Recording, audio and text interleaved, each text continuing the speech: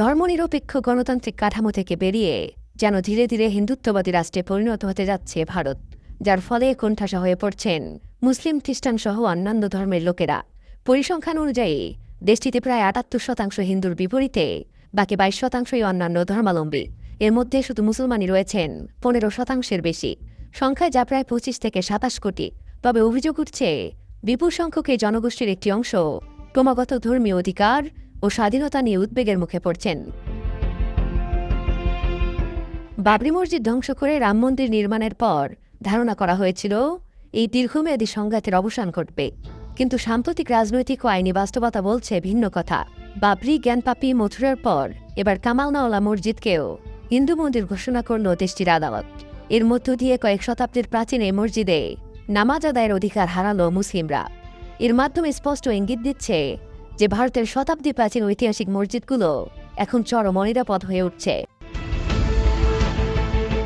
প্রতিটি ঘটনা বিশ্লেষণ করলে দেখা যায় ঐতিহাসিক এসব মসজিদকে ঘিরে প্রাচীন হিন্দু মন্দিরের দাবি তুলে আসছে হিন্দুত্ববাদী কয়েকটি সংগঠন। বাবরি মসজিদ, জ্ঞানপাপী, মথুরার শাহিদগাহ কিংবা কামাল মাওলা, প্রতিটি স্থাপনাকে ঘিরে তাদের বক্তব্য কয়েকশো বছর আগে এসব স্থানে হিন্দু মন্দির ছিল। তাদের দাবি অনুযায়ী বাবরি মসজিদের স্থানে ছিল ভগবান শ্রীরামচন্দ্রের জন্মস্থান এবং একটি প্রাচীন রাম মন্দির। একইভাবে জ্ঞানবাপী মসজিদের জায়গায় ছিল শিব মন্দির।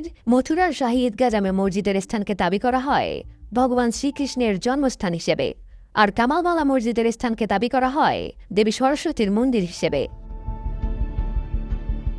তাদের অভিযোগ, মুসলিম শাসকরা এসব মন্দির ভেঙে পরবর্তীতে মসজিদ নির্মাণ করেছিলেন। এসব দাবির ভিত্তিতেই তদন্ত জরিপ চালায় ভারতের প্রত্নতত্ত্ব জরিপ বিভাগ এএসআই, আর সেই প্রতিবেদন আদালতে উপস্থাপনের পরে একের পর এক মুসলিম ধর্মীয় স্থাপনাকে মন্দির হিসেবে ঘোষণা দেওয়া হয়।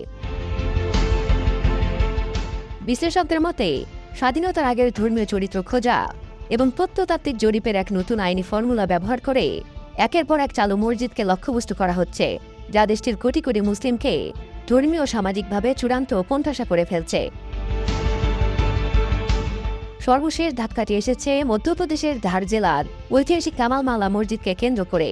গত 15ই মে এই মসজিদটিকে সনাতন ধর্মের দেবী বাগদেবীর মন্দির অর্থাৎ সরস্বতী মন্দির হিসেবে ঘোষণা করেছে মধ্যপ্রদেশ হাইকোর্ট। এর ফলে কয়েকশো শতাব্দীর প্রাচীন এই মসজিদে নামাজ আদায়ের অধিকার হারালো মুসলিমরা। বিপরীতে একচেটিয়াভাবে হিন্দুদের পূজার অধিকার বহাল রাখা হয়েছে। হিন্দুত্ববাদী পক্ষ দাবি করে আসছিল এটি মন্দির ছিল, অথচ ঐতিহাসিক সত্য হল 1400 শতকের দিল্লির সুলতানি আমলে এই মসজিদ নির্মিত হয় এবং এখানে বিখ্যাত সুফি সাধক হযরত কামালউদ্দিন চিশতির মাজার রয়েছে।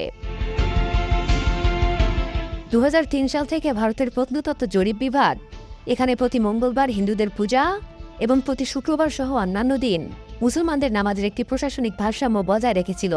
কিন্তু 2024 সালের একটি বিতর্কিত এএসআই সমীক্ষাকে ভিত্তি করে আদালত দীর্ঘ 700 বছরের মুসলিম ঐতিহ্যকে পাশ কাটিয়ে স্থানটি একচেটিয়াভাবে হিন্দু পক্ষকে দিয়ে দেয়, যা ভারত জুড়ে আবারও বিতর্কের সৃষ্টি করেছে।